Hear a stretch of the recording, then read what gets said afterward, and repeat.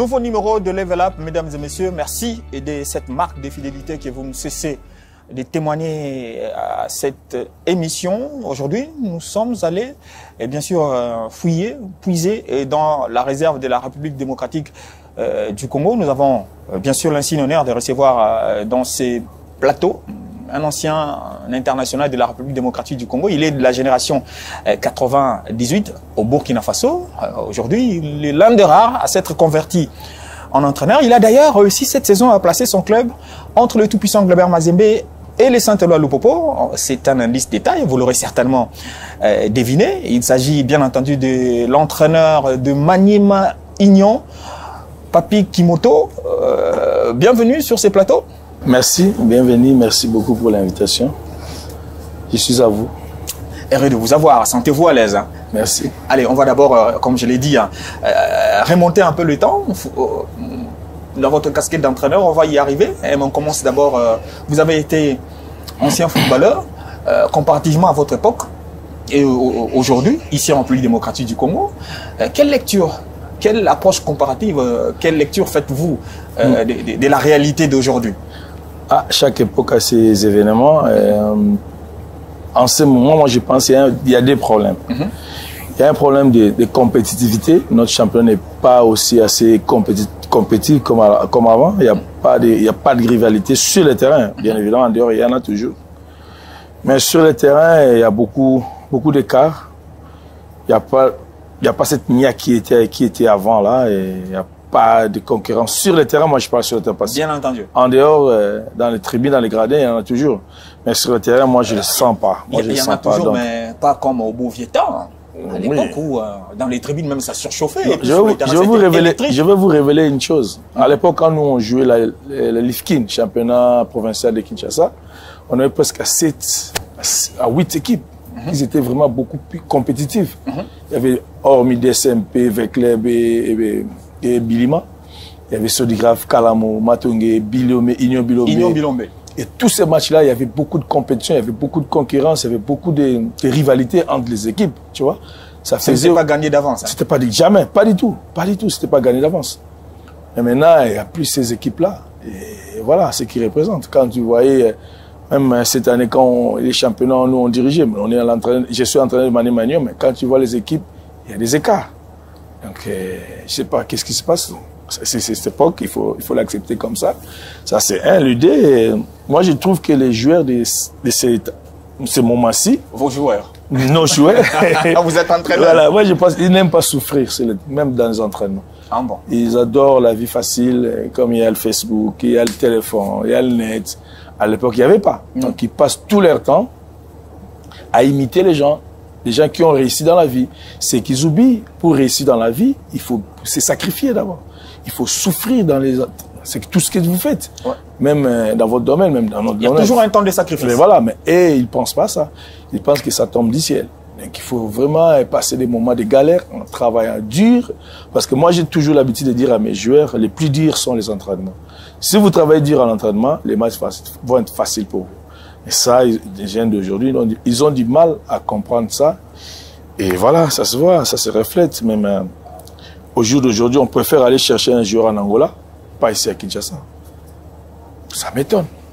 Alors qu'à l'époque, on venait puiser à Kinshasa pour l'extérieur. Avant d'aller chercher, voilà, exactement. Et il y avait beaucoup de résultats aussi. Donc, il n'y a pas mieux en termes de résultats aujourd'hui qu'à notre époque. Tu vois, tout au début, je vous ai référencé à un ancien international congolais, génération 98. On peut avoir un mot sur cette compétition? Je me rappelle vous avoir vu marquer également un but. Exactement, exactement. Un but qui a qualifié les Simba. Si. Non, c'était le but égalisateur contre la Tunisie, je pense, deuxième journée. On était mené 1-0 et j'ai égalisé. Et voilà, c'était marquer un but en équipe nationale. C'est magnifique. Il n'y a pas mieux que ça.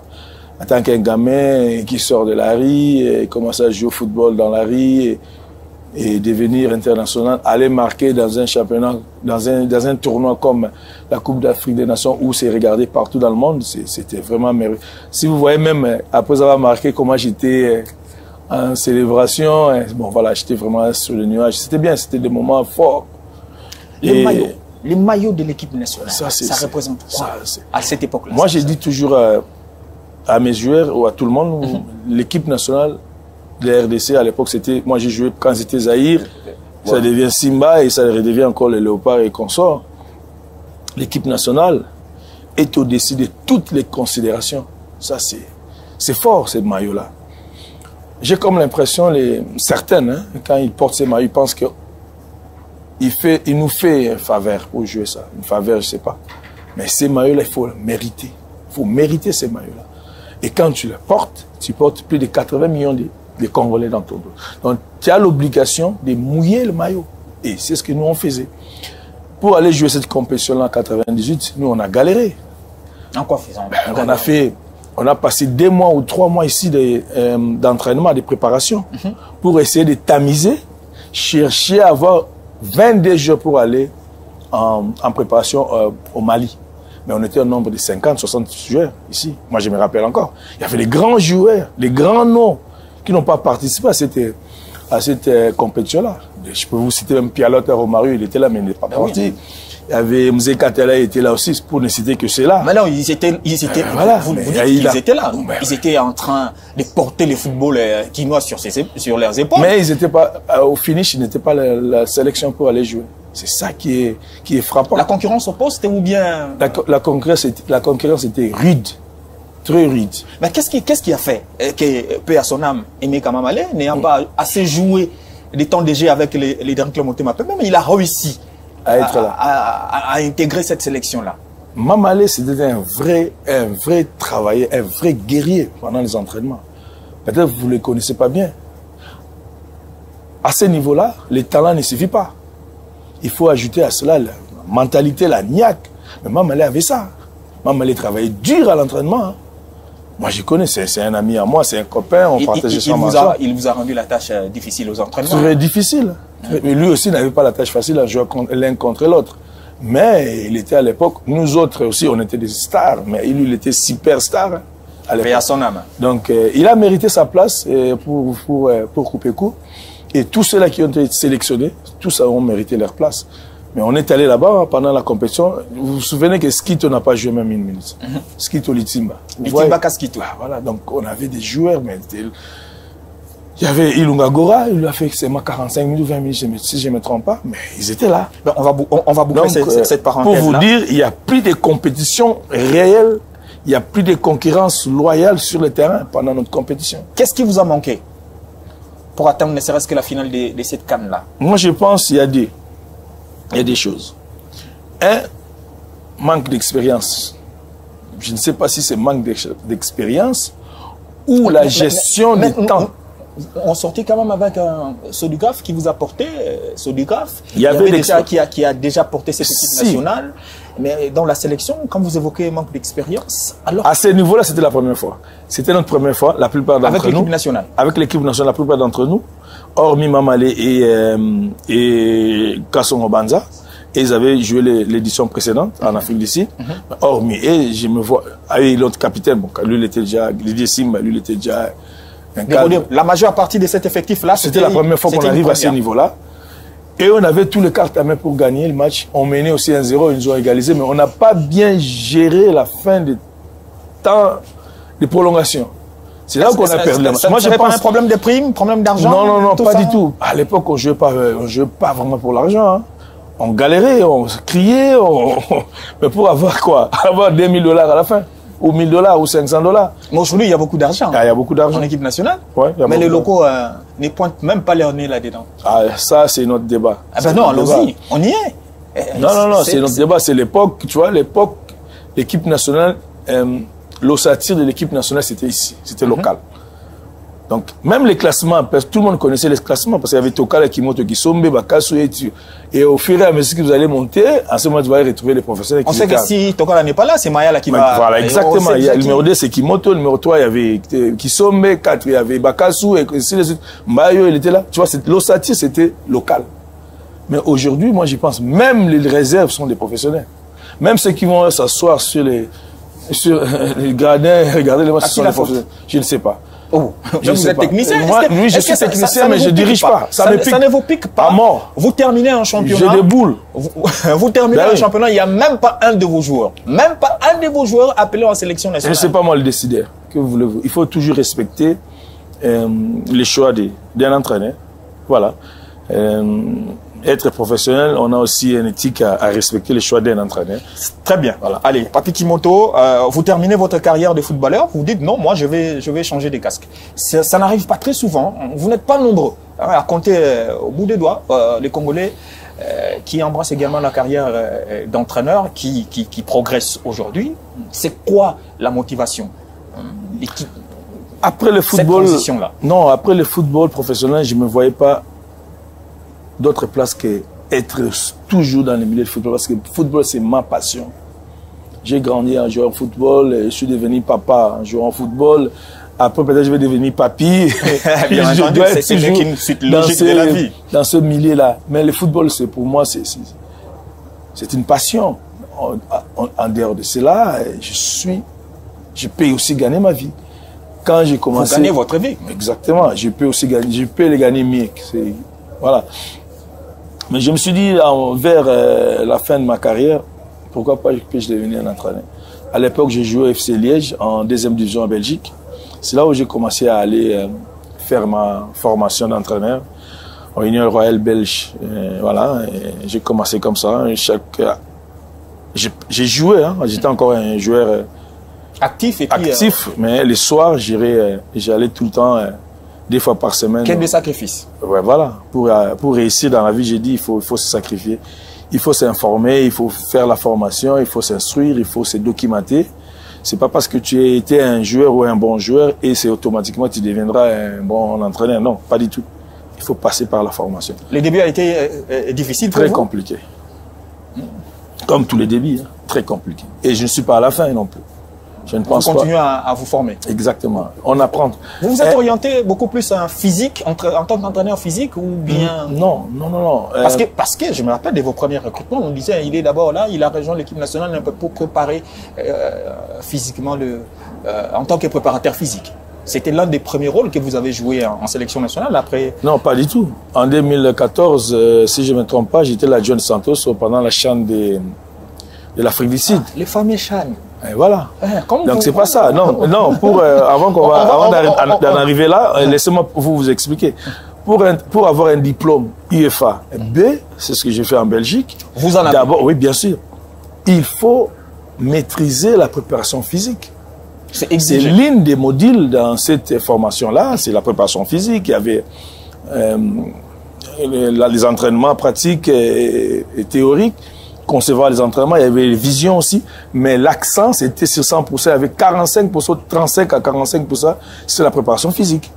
Parce que le football d'aujourd'hui, c'est du physique. Ouais. Et moi, je sais bien, pour avoir un vécu dans le football professionnel, pour être un bon joueur de football, il faut être d'abord un athlète complet. Qui dit athlète complet? Eh bien voilà, vous connaissez l'athlétisme. Il y a la course de fond, il y a les sprints, il y a les sauts en hauteur, en longueur, il y a la force. Et tout ça, il faut concevoir maintenant les entraînements pour un footballeur. C'est ce qu'on appelle un entraînement de préparation physique intégré. Cela veut dire quoi? C'est-à-dire qu'il faut intégrer les ballons là-dessus. Donc il faut faire... Donc, voilà, on va rentrer dans le domaine où... On est en train de me coacher là. Non, il faut vous expliquer. Donc, si, oh non, donc, je fais office d'un apprenant. Je ne suis pas un fanfaron, mais je maîtrise quand même mon métier parce que j'ai vraiment une bonne formation. En dehors de cela, j'ai été aussi un footballeur amateur et professionnel. Je connais la différence entre pour être d'abord un amateur et devenir professionnel. Et j'ai la chance de revenir entraîner dans mon pays. Et j'essaie. Avant d'embrasser bien sûr la saison avec votre formation, Manu Maignan, j'aimerais bien qu'on évoque un peu ces CHAN que vous avez effleuré tout à l'heure, parce qu'il s'est passé des choses. Beaucoup de choses. Papi Kimoto, les révolutionnaires. Papi Kimoto qui n'a pas voulu obtempérer, qui n'a pas voulu collaborer avec ses supérieurs, parce que je me rappelle, les titulaires Santos Mutubile avaient écopé d'un carton rouge. Il devait rester dans les tribunes et Papi, c'était lui qui prenait la relève, mais pendant un moment, je suis en train de me revoir un peu la scène. Pendant un moment, il fallait communiquer avec votre titulaire qui était au-dessus. Vous avez carrément refusé. J'ai tronqué les faits ou bien c'est... Non, c'est faux. C'est faux et archi faux.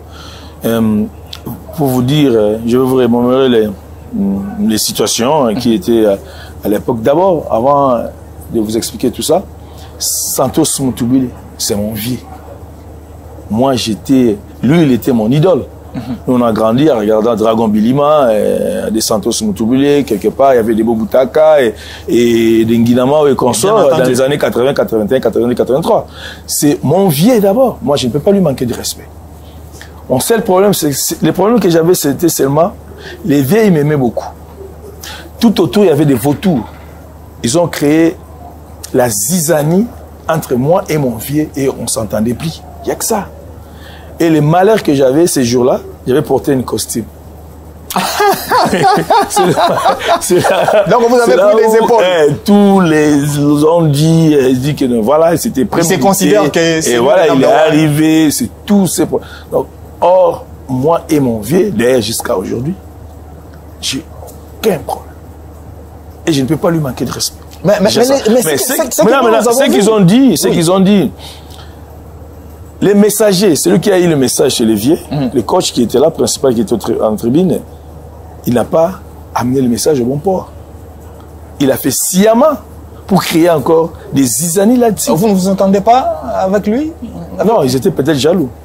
De vous? Mais bien sûr. Jeune. Et il vient d'arriver.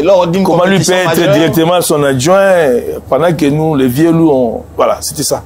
Pas du tout. Rien d'autre. D'ailleurs, moi et mon vieux, depuis lors, on s'est mis ensemble. Voilà. Qu'est-ce que vous avez appris de cette histoire du Beaucoup de choses. Beaucoup de choses. J'ai appris beaucoup de choses dans ces chants-là. Et aujourd'hui, j'ai un mental. Le mental. Il faut être costaud par moment, même si ça ne va pas. Un entraîneur ne doit pas perdre ses convictions de tête. Il faut garder toujours tes convictions, être mentalement fort. Même si ça ne va pas. C'est qu'on dit, comme les Français disent, tu dois mourir avec tes idées. Si tu sais que tu es... Si tu es convaincu, ah ben voilà, meurs avec. Et il pouvait parler, il pouvait critiquer, mais garde ta ligne, garde tes convictions, tu iras plus loin. Et c'est ce que j'ai fait. Et je sais que j'ai retenu aussi chez mon vieux. Mes vieux me disaient toujours, Santos, petit, tu sais, dans ces métiers, il n'y a pas de cadeau. Fais pas de cadeau. C'est un monde impitoyable. Ingrat. Ben voici. Allez, parce qu'on parle de vous en tant que entraîneur adjoint à l'époque. Aujourd'hui, vous voulez également de cette sélection CHAN. Ça se raconte, ça s'est dit. Encore, ça, les ont dit. Qu'est-ce qu'ils ont dit? Non, mais partant de ce que vous êtes en train de faire en club, oui. Vous exigerez la gestion ou l'équipe CHAN parce que vous en avez les épaules, vous en avez les mérites. Il n'y a pas un entraîneur local mieux que vous qui a fait des preuves comme vous l'avez fait en championnat national. Qui a dit ça? Qui a dit ça? C'est vrai ou faux? Qu'est-ce qui est vrai? Qu'est-ce qui serait faux? Comme vous venez de dire, il n'y a pas un entraîneur qui fait mieux que moi. Ouais, moi, je vous pose même la... Excusez-moi. Non, nous tous solo là. Excusez-moi, je vous pose la question. Est-ce que c'est vrai ou c'est faux?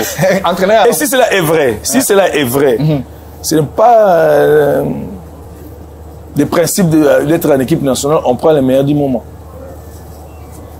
Ben, vous le dites. Ah ben voilà. Donc oui, si me dis que je prétends être un entraîneur des lignes des équipes nationales, oui, mais j'exige rien. Ah bon? J'exige rien. Vous n'exigez pas. Mais vous prétendez? Je prétends comme tout le monde. J'ai des ambitions. Mais on vous a donné l'équipe des dames. Vous avez d'ailleurs boudé d'aller en préparation au Maroc. Non. Ça, il faut que les choses soient claires. Et je l'ai dit aussi ouvertement avec le président de la fédération, le président du CONO. Moi, je ne veux pas que je vienne tout le temps venir dépanner. Où il faut me nommer correctement, comme ça se fait correctement. Donc cette qualification que vous êtes allé chercher, ce n'est que de c'était dépanner l'équipe nationale, c'était ça. J'ai même la lettre de cette invitation, venez diriger les deux matchs en aller-retour pour la qualification de l'équipe nationale féminine en compétition africaine. C'était ça, ma mission. Mais vous avez qualifié dès lors, non. Moi, si j'ai une bonne mémoire, lors de cette conférence, d'après-match, vous étiez là. Je ne sais même pas, mais si j'ai une bonne mémoire, j'ai dit ma mission est terminée. Je n'ai pas dit que j'ai démissionné parce que je n'avais pas un contrat. Non, mais c'était une première mission. J'avais une mission accomplie. Je l'ai accomplie avec beaucoup Maintenant, de vous savez que cette mission modestie. accomplie entraîne, et bien sûr, une autre mission parce que vous avez réussi à qualifier cette équipe pour la CAN. Excusez-moi. Et la préparation. Excusez-moi, il faut que les choses soient claires. Donc, rien n'est clair. Rien n'est clair.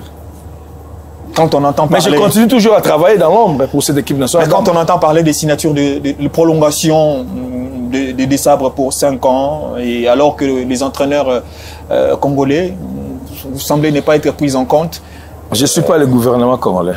Donc, si le gouvernement congolais décide d'engager quelqu'un, congolais ou étranger expatrié, je n'ai pas de problème là-dessus. Vous ne vous organisez pas pour revendiquer? Non. Allez. Non. C'est parler.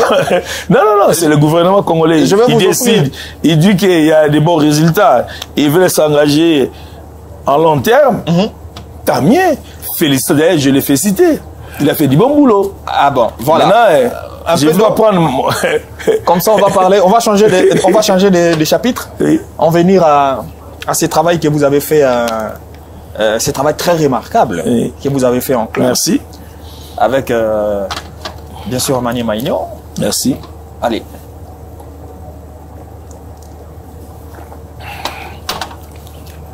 Coach Kimoto, vous arrivez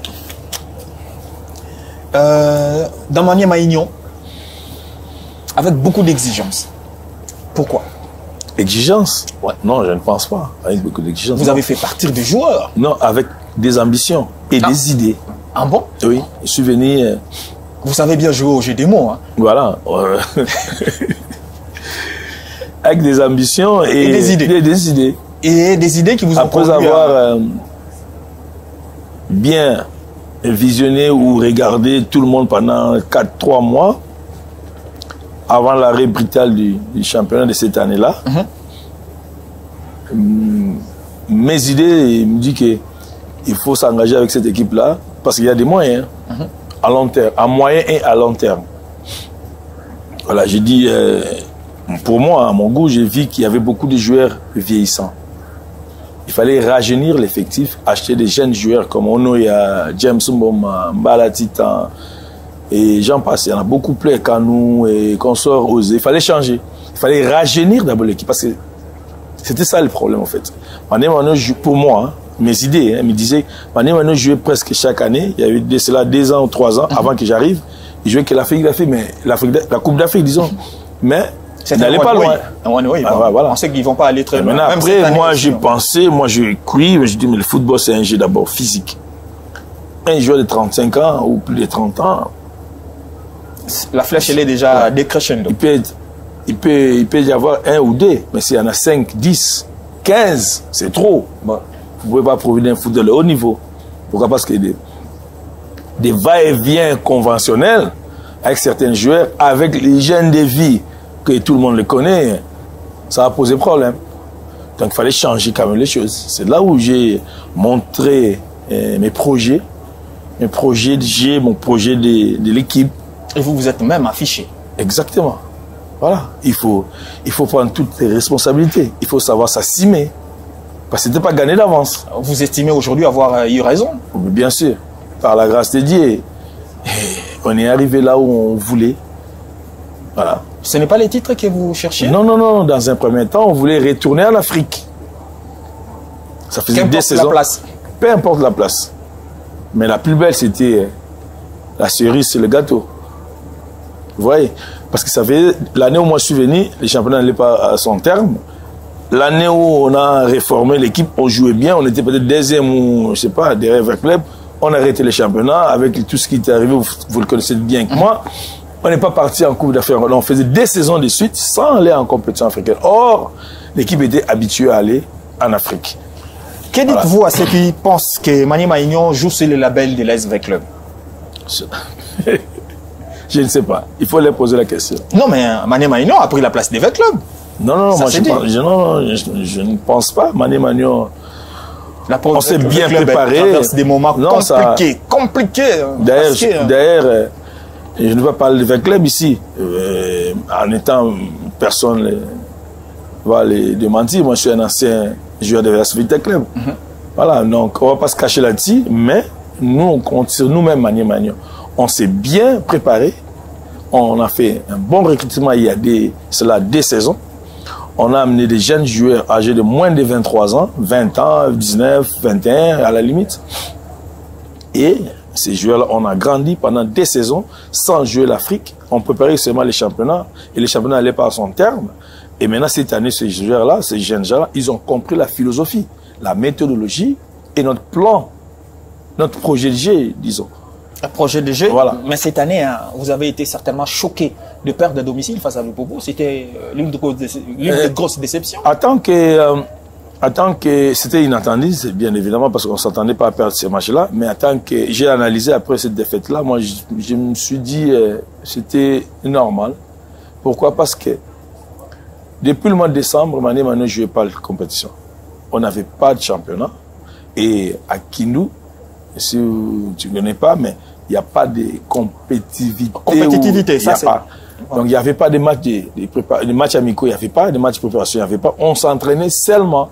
Donc pour nous, quand on a repris fin février la phase des playoffs, tous les 4 ou 5, parce qu'il te faut beaucoup de matchs amicaux pour être en jambes.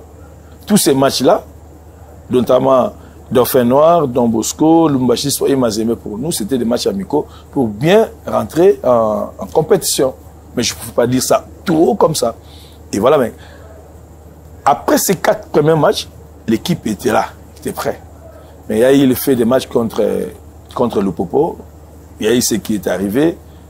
L'arbitre nous a fait ce que tout le monde le connaît, mais on ne va pas pleurer sur ça. Moi, j'aime pas parler trop sur les arbitres. Est-ce qu'à ce moment-là, vous avez eu peur ou vous vous êtes senti en danger de vous éloigner de vos objectifs? Non, pas du tout. Pas du tout. C'est quand même perdre à domicile. Oui, je sais, mais après ces matchs-là, il y a eu match avec club à domicile, on n'a pas gagné. On a fait ce match nul. Mais quand j'ai vu mon équipe jouer à 10 contre 11 contre Lupopo, on s'est procuré beaucoup plus d'occasions. On n'a pas marqué. Je me suis dit non, ça c'est mon équipe. Après, contre avec, on l'a enchaîné encore avec de belles prestations. Moi, j'ai dit, j'ai retrouvé mon équipe.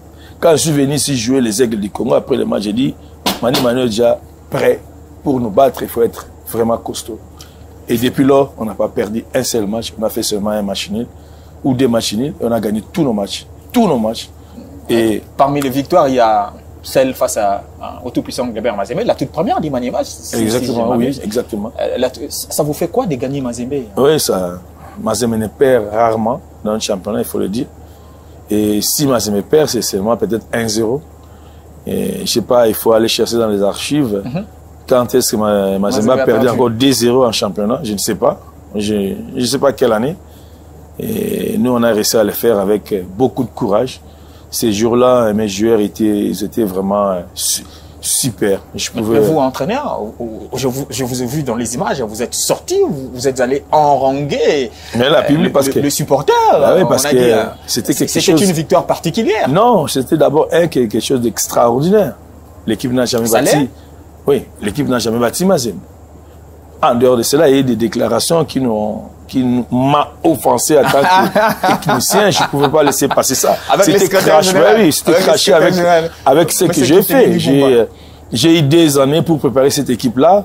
Et, il a attisé un peu le feu. Voilà. Et puis, il dit, Vecleb nous a laissé gagner. Oh, on a peiné pour gagner Vecleb à Kinshasa 1-0 seulement.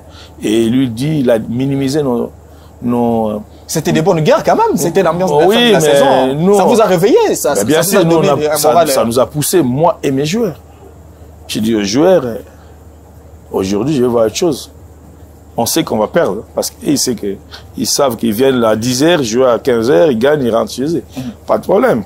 Ils pouvaient nous battre, c'est le football. Mais ma peau, je les vendrais très cher. Donc il y a eu un consigne où... à la limite, parce que moi j'étais supporter aussi à un moment des nomades. Tu connais nomades? Matongé. Voilà, il fallait jouer ce style-là que j'aime bien. Et voilà. C'est quoi l'arme des Papi Kimoto en tant qu'entraîneur? C'est-à-dire, vous vous dites ici, en tout cas, si je me tiens là, c'est difficile de me bouger à gauche et à droite. Quel soit l'adversaire? Moi, je dis toujours que les plus durs sont les entraînements, mais il faut travailler avec beaucoup de respect, de discipline. et de rigueur. Parce qu'un joueur congolais, il s'enflamme facilement. Ça, c'est un. De deux, j'entraîne mes joueurs à mon image quand j'étais un joueur. Moi, je n'étais pas un joueur qui s'est caché, non. Moi, j'étais un joueur courageux sur le terrain, très physique. Très physique. Et voilà. Là, donc, j'entraîne mes joueurs à mon image. Donc, moi, je n'aime pas les fainéants. Ah, ça, si tu ne travailles pas, tu ne vas pas jouer.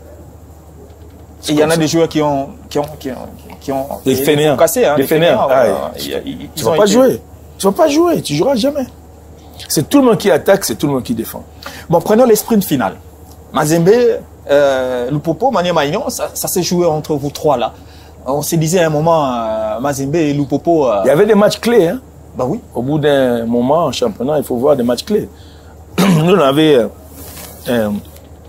un match clé. C'était quel match? Lupopo, Maniema Union à Lubumbashi. Il ne fallait pas perdre ces matchs-là. Ouais. Après, je savais que derrière, il y avait... Vous êtes allé faire un match nul? Match nul, ouais. Moi, j'ai dit... Vous étiez mené? Et on est revenu. Moi, j'ai dit aux gens, si on fait la Ligue des Champions, c'est ce match-là de ne pas perdre, gagner ou faire match nul. Parce que vous faire battre par un adversaire, non. Un adversaire direct. Avec les points, on était ex aequo. Même mais si Lupopo nous battait, il allait passer avec 3 points. Mais dans vos prévisions, il n'y avait pas la victoire des Mazembe. Non, pourquoi pas? On joue à Mazembe à la maison. Et c'était peut-être le dernier match à la maison. C'était comme ça, au départ. Avant qu'on réaménage le calendrier. Exactement, oui. Et si il faut aller chercher le titre ou aller chercher une place qualifiée en Ligue des Champions, jouer Mazembe. Non, c'est transcendé pour les battre. Vous l'avez dit hein, tantôt que Maniema Union ne fait pas long feu en compétition africaine interclub. Aujourd'hui, vous êtes allé en Ligue des Champions. Pensez-vous avoir les épaules de faire autrement que les saisons d'avant? Moi, je crois en mes joueurs. Je crois en mon projet. Et on va se renforcer. On va faire un championnat honorable. Voilà. Les moyens? Vous êtes à l'aise? Il y en a. On n'a pas le problème de moyens à Maniema. Papi Kimoto, vous êtes payé combien à Maniema? Je suis très content de mon salaire à Maniema. Très content. C'est combien? Je suis très content avec mon salaire à Maniema. Vous n'avez pas des envies d'aller voir ailleurs? Pas maintenant. Je termine d'abord mon projet. Combien d'années dans Maniema? Ça peut durer une année, une saison ou 2 saisons encore. Encore? Oui. Donc vous êtes très à l'aise? Je suis bien, je suis très content avec mon salaire. Vous à l'aise? Vos joueurs le sont aussi? Si. Vous pensez? Est-ce que vous arrive de superviser, savoir les mieux payés de vos joueurs touchent combien et les derniers ils touchent combien? Et même si je savais, je ne dirais pas sur la télévision. Je ne le dirais pas. Non, mais ils sont payés. En termes de ce qui est bien chez nous à Maniema Union, on n'a pas de retard de salaire. Pas de retard de prix, encore moins de primes de la signature. Tout. Donc, on est payé à l'heure et à temps par un virement bancaire tous les mois. Vous bouquez même les déplacements. Mais bien sûr. Il y a un match où les transporteurs a posé un problème. Vous êtes vite allé recourir à une autre entreprise. Voilà. Donc, pour vous dire qu'on est bien. Vous êtes arrivé à Kinshasa. J'ai la chance d'avoir des dirigeants comme ça. C'est la première fois. Tout ça est fait pour faire mal à... Non, pour tout ça. Parce que Maniema Union de joueurs de costumes vêtus, Maniema Union bus, Maniema Union, les apparences sont soignées, Maniema Union, alors que... Mais ça, c'est le minimum du football. Le minimum des footballeurs. Le minimum des footballeurs, vous le dites, mais vous savez, si on remonte à l'époque, je peux me dire, même à l'époque des sodigraphes, ou quand le feu Pacheli avait bien sûr fait des sodigraphes, cette équipe aux apparences on avait tout. Bling bling, ça faisait quelque chose. Ça fait quelque chose, vous savez bien, sur le plan psychologique. Voilà, psychologiquement, c'est bien, il faut mettre les joueurs à l'aise. Parce qu'un footballeur professionnel, il faut qu'il soit mentalement à l'aise. Vous voyez? Et mes dirigeants, je les remercie en passant pour ça. Il fait tout pour nous mettre à l'aise. Les minimums, on n'en manque pas. Bon, on n'a pas les maximums, mais les minimums, on n'en manque pas. Vous le dites. Il n'y a pas de bons clubs. Hein? Il n'y a pas... Maniema Union, ce n'est pas le meilleur club au Congo. Ah bon? Mais, les clubs comme Maniema Union, il n'y en a pas beaucoup. Ça, c'est bien trouvé. Voilà. Il n'y en a pas beaucoup. Voilà. Vous dites que vous êtes à l'aise. Vos joueurs sont à l'aise, vous allez vous renforcer. On attend de vous beaucoup cette saison sur la scène continentale. Quels sont vos objectifs? aller le plus loin possible dans cette compétition. Vous savez que vous n'avez pas, je crois, 2 matchs à jouer. C'est juste un match et puis c'est déjà la phase des groupes. Hein. Je ne sais pas, on attend le calendrier, on attend les matchs, on attend le tirage au sort et qu'on sort. Et de là, on va se projeter. Vous allez vous renforcer à l'étranger ou bien ici au Congo? Vous avez déjà quelques pistes? Moi, je suis un entraîneur à la limite des nationalistes. Donc moi, j'aime jouer un football prôné par les Congolais. Jouer par les Congolais et gagner par les Congolais aussi. Mais ça ne nous empêche pas d'aller recruter ailleurs. Mais mes ambitions, dans mes projets de jeu, dans mes plans de jeu, un football joué par les Congolais, gagné aussi par les Congolais. Mais on verra bien. On ne sait jamais. Dans ce monde de football, on dit jamais, jamais. Ouais, ben, ces Congolais qui n'arrivent même pas à séduire parce que les gens disent toujours, les joueurs congolais ne sont pas sérieux. Les joueurs congolais, c'est ci. Les joueurs congolais, ce sont là. Mais moi, j'ai pris un risque de recruter que des jeunes joueurs talentueux congolais pour les amener au niveau. Dans notre haut niveau en Afrique, c'est la Ligue des Champions. On est là maintenant. C'est à eux de jouer. C'est là que ça va atterrir notre projet à long terme. On a commencé il y a 2 ans. La saison prochaine, c'est il faut au minimum être en phase des groupes. La phase des groupes et la saison prochaine, il faut gagner les titres nationaux parce que cette saison, vous terminez 2e. On n'est pas encore là. Laissez-nous le temps de savourer notre meilleure saison qu'on a eu à des bons moments. On a battu presque tous nos concurrents et on est content de ça. On est en période de vacances. Laissez-nous savourer ces moments-là. Et la saison prochaine, quand ça va arriver, d'ailleurs, je vous annonce, on va reprendre les entraînements les 1er juillet pour préparer au mieux notre compétition africaine. Et de là, on va... C'est dans vos habitudes. Hein. Vous commencez toujours tôt le démarrage de la saison. C'est l'une des rares... Je maîtrise aussi la préparation physique. Comme j'ai étudié, j'ai commencé ma formation en Belgique. Pour former un joueur, tu as besoin d'avoir entre 6 à 8 semaines. Moi j'ai ma méthodologie, comment je travaille, j'ai conçu. Pour le physique, les premiers matchs ont été difficiles, les joueurs ont eu du mal à dégager également ces physiques-là. Partout c'est comme ça, hein. Partout. Le premier match, deuxième match, vous allez avoir des jambes lourdes. Mais le problème c'est quoi? C'est que chez nous, le championnat n'est pas régulier. Tu peux jouer aujourd'hui, tu attends 1 mois pour jouer encore un autre match. Ça nous est arrivé beaucoup de fois. C'est ça le problème qu'on a. Pourquoi laisser partir Magola? Magola, c'était un joueur cadre dans mon effectif. Il était là pour encadrer les joueurs. C'était un entraîneur parmi les joueurs. Donc, c'était un super mec. D'ailleurs, je suis en train de voir avec la direction si on ne va pas l'amener lui chercher une place. Cette race-là des Magola, vous n'en aurez jamais. Vous en avez dans vous n'en aurez jamais. J'essaie de former 1 ou 2 petits qui sont là, mais jouer exactement comme lui, il n'y a pas de race comme ça. Même en équipe nationale, il n'y a pas un joueur qui sait jouer comme ça. On ne dit pas que Magola, c'est le plus grand joueur congolais, non. Mais les qualités qu'il avait de passe, et il joue pratiquement en 2 touches, 3 touches. Et à chaque fois, il se mettait dans une position où il faut libérer vite. Et je ne sais pas si les jeunes que j'ai là, un d'eux, il va hériter cette... On atterrit déjà dans cet échange. Monsieur Papi Kimoto, c'est quoi les matchs les plus difficiles que vous ayez joués pendant ces playoffs? Les matchs qui vous ont semblé être durs et difficiles? Non, en fait. C'était le match qu'on a gagné. Contre Mazembe? Non. C'était le match contre Don Bosco à Lubumbashi.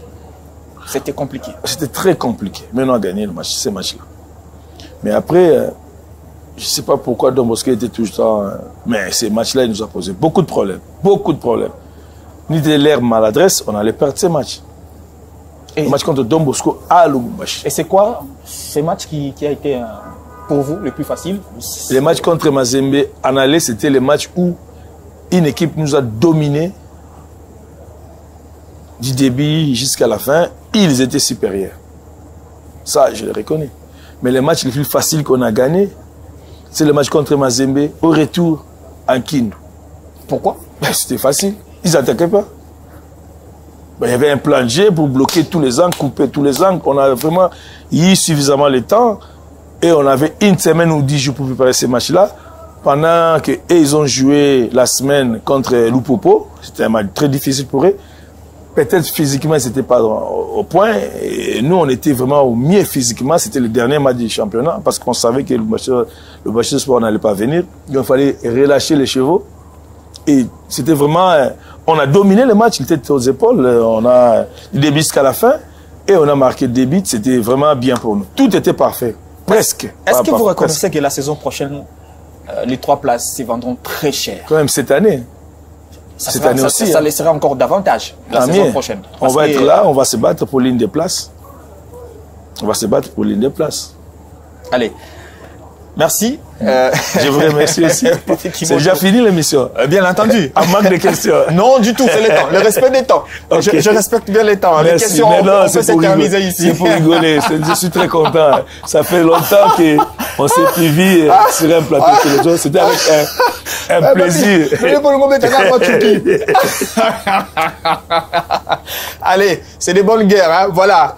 C'est la beauté dans un numéro merci. de Level Up. C'était un plaisir pour moi de vous avoir. Merci d'avoir accepté de répondre à notre invitation. Non, avec plaisir, avec plaisir. Les nombreux téléspectateurs vont également se régaler à travers ces numéros. À suivre, bien sûr, également sur les réseaux sociaux, je dirais bien hors saison TV. Et puis, vous savez, nos adresses habituelles, vous allez suivre ces numéros très particuliers. On prend rendez-vous. Je dis un grand merci à toute l'équipe. Oui, l'équipe technique qui s'est, en tout cas aujourd'hui, chapeau bas. Chapeau bas. À toute l'équipe qui a pris les temps, qui vraiment nous a attendu. Je ne vous dis pas quand est-ce que nous réalisons ces magazines, mais ça a été vraiment une volonté de la patience auprès de ces héros dans l'ombre à qui nous disons un grand merci. Un grand merci également à vous, fidèles téléspectateurs. Sans vous, nous ne valons pratiquement rien. Merci de nous encourager, merci de nous écrire particulièrement à travers nos réseaux sociaux, nos plateformes où vous allez retrouver bien sûr ces numéros. On prend rendez-vous au prochain numéro. Allez, dans notre temps, prenez grand soin de vous. Ciao, ciao.